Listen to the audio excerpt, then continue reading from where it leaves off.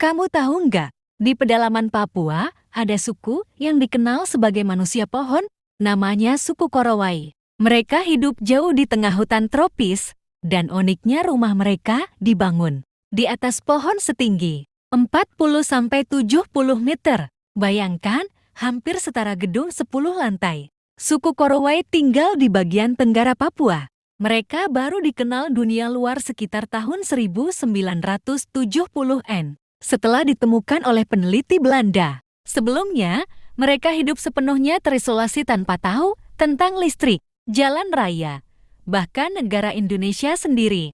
Mereka hidup dengan cara yang sama seperti nenek moyang mereka, menjaga keseimbangan dengan alam. Rumah pohon mereka disebut kaim, dibuat dari bahan alami, kayu, rotan, dan daun sagu. Dan jangan salah, semua itu dibangun tanpa paku dan tanpa alat berat, hanya dengan keterampilan dan keberanian.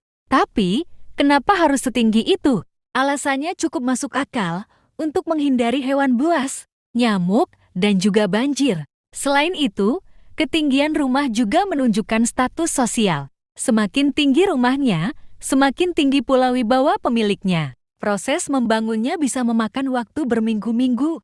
Biasanya satu rumah dihuni oleh satu keluarga besar. Di dalamnya ada tempat tidur, dapur kecil, dan ruang untuk menyimpan hasil berburu.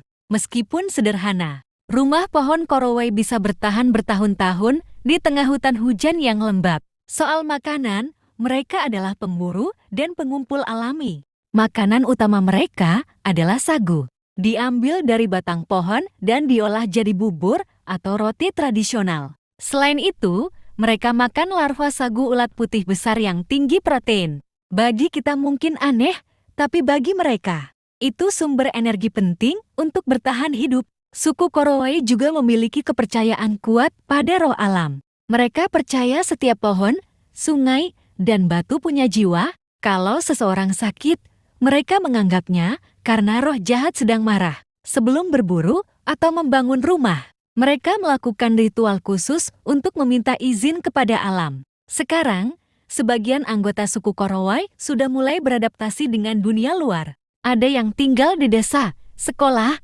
atau berinteraksi dengan wisatawan. Tapi sebagian besar masih memilih hidup tradisional, menjaga hutan yang mereka anggap sebagai rumah sejati.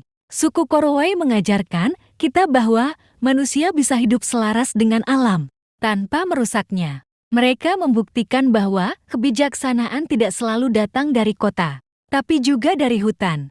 Dari mereka yang hidup tinggi di atas pohon, menyatu dengan langit, angin, dan pepohonan. Mereka bukan hanya manusia pohon. Mereka adalah penjaga alam Papua, simbol kehidupan yang sederhana, kuat, dan penuh makna. Dari ketinggian tempat mereka berdiri, kita seolah diajak melihat dunia dengan cara yang berbeda.